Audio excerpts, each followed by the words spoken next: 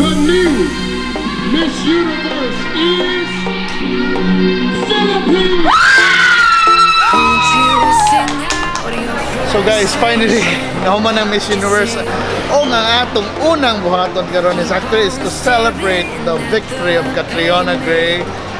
And we're gonna have mango float. Actually karon mag-release na diri sa Thursday sa Ayala Center Cebu ilang mango float. So akong tilawan kung lami ba yun ang ilang gipang hambog na mango float. Kaya bawa mo kung prutas la istoryahan o sa gipang hambog na mga prutas diri sa Cebu mo ng mangga, lami iti ng mangga gikan sa Guadalupe, right? Kaya karon hopefully mo ilang gigamit diri sa ilang mango float. So atong tilawan. I'm sure mag-enjoy yung kuha ni. Kani ko na ilang mango float, ba? Nani soft serve na ice cream na mango flavor, di ba ba? Na hinimo gyud nila. So dili ni ka lang fake lang na mango, ba? Hinimo gyud nila na paano lagi silang mango float. So mao nang lahi, kung ako nung lahi nilang mango float.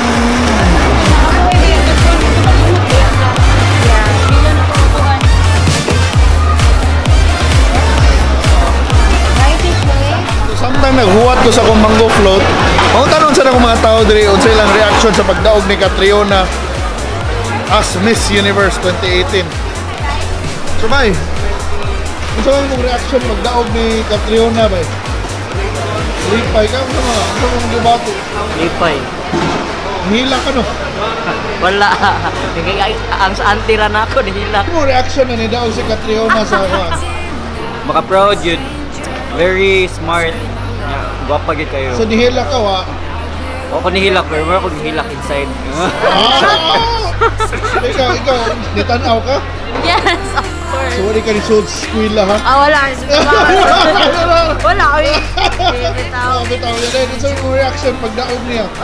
Ako para sa ko lang, I expect na makadaog yun siya kay yung advocacy pa lang judaan. The way could kanang dadon niya yung kagalingan. So, very proud of her. Nihila ka wa? Slight. Charot!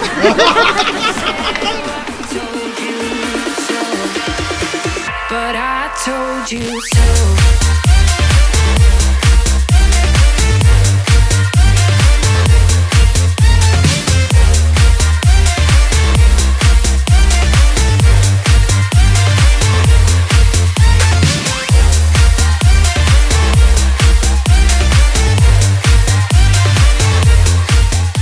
So finally guys, na ang mango float na ako. This is the thirsty floats na mango flavor. So mango float, 69 pesos only. So na siya basically ice cream. Yeah. Grahams. Cream. Oh, of course, mango bits.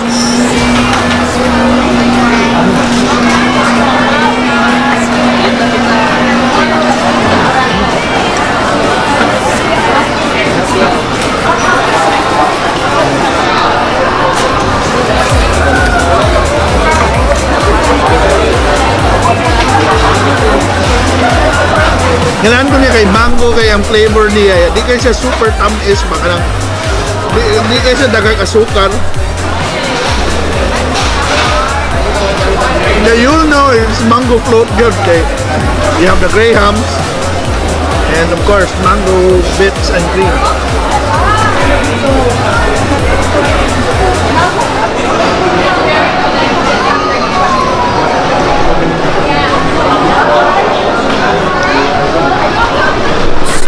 For 69 pesos, sulit na kayo ni kay. Of course, fruity na siya. Hindi siya artificial ko. Real fruits yun na gigamit.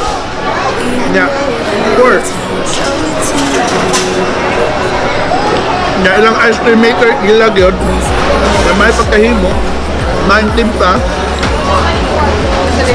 And ang serving size, dako-dako agad siya. So pwede ka i-share kung diligay mo na kung kaon.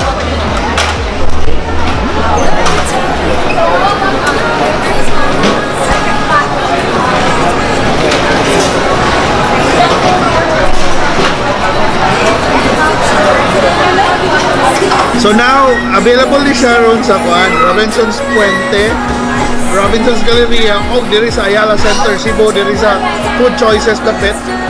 Plus soon sa ilang mga major branches like in SM, J Center, o uban pa. So, ilawig it. Kaya I'm sure kung hilig mo mango float, malingaw gid mo ani ilang version. Lahi sa siya. And the best thing about it, 69 pesos na. So, affordable kaayo.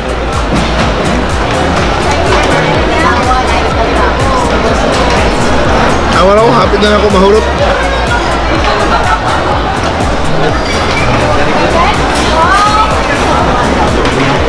So na, while nagkaunta ni, of course, I'm sure karon ibok Pilipinas nag-celebrate kay idaog atong Miss Universe candidate.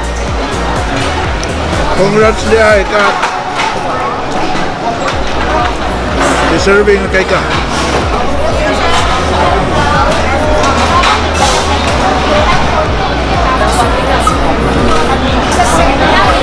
O gato mga nang absent ro now. Ari na lang mas Ayala pag mango float mo.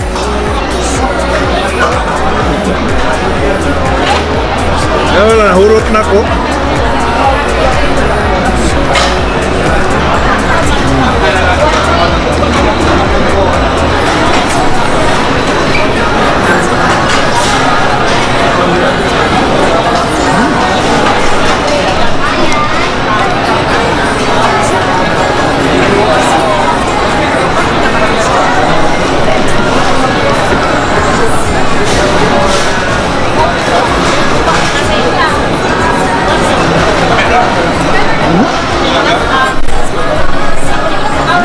Hurot na. Ako ko lang eh. For sure, damihan ko. Hurot doon na ako. Way food. Way kat-kat ha. And thank you so much for this special mukbang challenge of the floats, mango float by Thirsty. So you know, it's available na. And let me know kung nakatilaw na mo, let me know kung gilamian mo or any comments about it. Para kung maingnan ako amigo from Thirsty, put sa inyong comments. And salamat sa pagtanaw and I hope to see you in my future videos. And if wag mo ka-subscribe, subscribe na dayon. And follow me, like me in Facebook sa Kalami Cebu para dito ta mag-interact o mag-connect. So, see you guys and thank you. Bye-bye.